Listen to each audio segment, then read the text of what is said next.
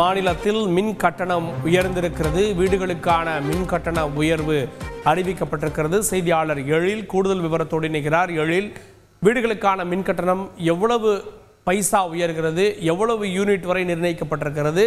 விவரங்கள்.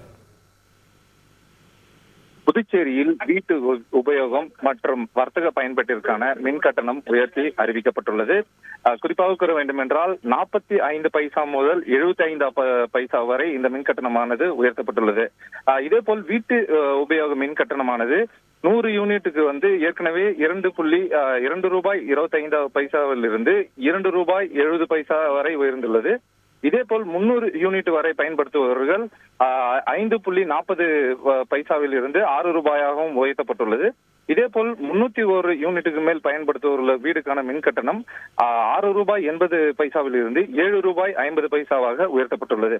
இதேபோல் வர்த்தக பயன்பாட்டிற்கான உயர்மின் அழுத்த தொழிற்சாலைகளுக்கான கட்டணமானது தற்போது ஒரு யூனிட்டிற்கு 5.60 பைசா வசூலிக்கப்பட்டு வந்த நிலையில் தற்பொழுது 6 ரூபாயானது உயர்த்தப்பட்டுள்ளது.